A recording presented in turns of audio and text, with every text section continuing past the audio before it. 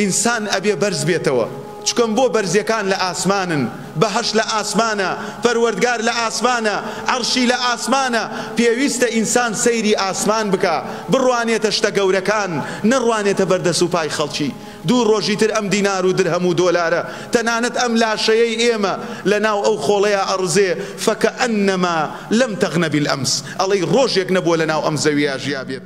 ئایا ئێمە وەکو موسڵمان، وەکو ئەهلی قیبلە، وەکو ئەهلی دەست بەدەست نوێژ کە بە زمانی حاڵمان ئەڵێین لا ئیلاهە ئیلا الله، ئەبێ کار و کردەوە و ئەخلاق و ڕەوشت و کەسابەتمان وەکو کەسێک بێ کە بیر و باوەڕی وایە هەر ئەم ژیانە ئەژێ و کە مردی تر زون ناکرێتەوە؟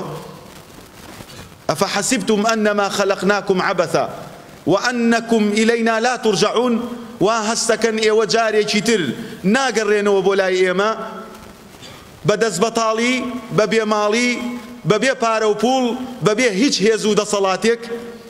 فتعالى الله الملك الحق، والله خوش ويستان وبرزان دا صلاتي الرهاء جنجيني زور مالكي يوم الدين روجيك دي بروتو الرجالي وببي كسي ئەگەڕێنەوە بۆ لای ئەو پەروەردگاری کە ئێستا بە سیغەی پرسیار لێمان ئەپرسێت، ئەڵێ وا هەستەکە ناگەڕێنەوە.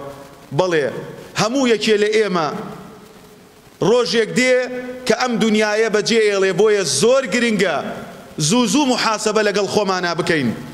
سەلەف ڕەحمەتی خوایان لێبێ ئەفەرمون نەفسی ئینسان وەکو شەریکێکی دزوایە، ئەگەر ئاگات لێی نەبێ کامیرەیەکی لەسەر دەخیلەکە بۆ دانەنەی لەگەڵ یا زوو معاملاتەکان ڕێک نەخەیتەوە، حیسابات و جەردی دوکانەکەت نەکەی، دەست لە بنی هەمانەکەوە دەرەکات.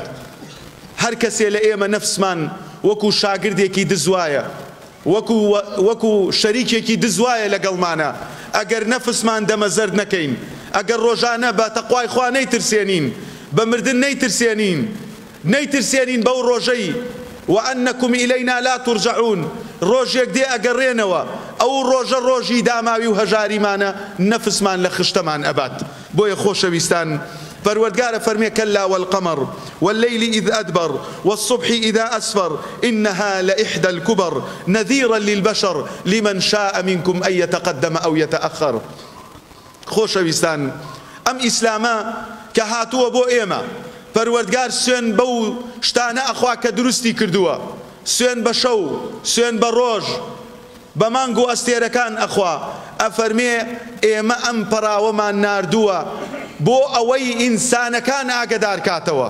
ئەم پێغەمبەرە نازدارەمان ناردووە عەلەیهی السەڵات وەسەلام بە کەتەلۆکێک، بە بەرنامەیەک، بە ژیانێکی تایبەت و شایستە، و هەر کەسێکیش دەسی لێ بەردا ئیلا من سەفیهە نەفسە. پەروەردگارە فەرمێ ومن يرغب عن ملة إبراهيم، هەر کەسێ لە میلەتی ئیبراهیم لایدا، لە میلەتی تەوحید و ئیسلام لایدا، فقد سەفیهە نەفسە، خۆی جێل ئەکا، خۆی بێحورمەت ئەکا، بەرژینێ قایم بێ لە ڕووتان ئیتر وەکو ئاژەڵی لێدێ. بۆیە زۆر گرنگە ئەفەرمێ لمن شاء منكم أن يتقدم أو يتأخر. خۆشەویستان هاوڵان، پیاوچاکان، ئەهلی خێر و صالحین زوو پێشکەوتن و توێشوویەکی زۆریان بۆ خۆیان برد، و زۆرێکیش لەوانەی کە لە عەسری مەکیە هاو شێوەی سەحابەکان بوون، ماڵیان وەکو ماڵی ئەوان بوو، نەفسیان وەکو نەفسی ئەوان بوو، سەروەت و سامانیان هەر وەکو ئەوان بوو. ئێستاکە بوونەتە عیبرەت و فەندی زەمانە. ئینسان بیر لە ئەبوو جەهل ئەکاتەوە، پیاوێکی ئاوا بەدەسەڵات، پیاوێکی ئاوا خۆ بە زلزان، پیاوێکی ئاوا گوێگیرا و لە ناو قەومەکەیە، عوتبە، شەیبە، وەلیدی کوڕی مغەیرە کە باوکی خالیدە، ئاوای لە خۆی کرد. ئینسان جارجاردا ئەنشێ بەزەی پیان نادێتەوە. کاتێک کە ناوچەوانی مبارەکی پێغەمبەر ببینی عەلەیهی السەڵات وەسەلام، کاتێک کە ئەو ئەبینی و عوسمانی کوڕی عەفان ئەبینی، ئێستەش وەرەسەکەی لە ناو مەدینەیە مەوجودە، وەقفی هوتێلەکەی مەوجودە، پارە و سەروەت و سامانەکەی ئیلا یەومی الدین مەوجودە. کاتێک کە ئەبینی سیرەی سەحابەکان، ئەو هەموو خۆشەویستیە بۆ دین هەمووی تۆمار کراوە بەڕێزان. ئێمەش ئەبێ لە خۆمان بپێچینەوە، ئەتەوێ دواکەوی یا ئەتەوێ پێشکەوی، ئەتەوێ وەکو بەلعامی کوڕی باعوور ئەتەوێ بنووسیتە زەویەوە، دینار و دۆلار و پارە و خان و فەرش و هەمووی لە زەویایە بەڕێزەکان. وەکو پەروەردگارە فەرمێ ولو شئنا لرفعناه بها ولكنه أخلد إلى الأرض. براي بريز، خوشکی بەڕێز، گەنجی بەڕێز، ئەی ئەو کەسەی ڕیشت سپیە با نەنووسێنە زەویەوە.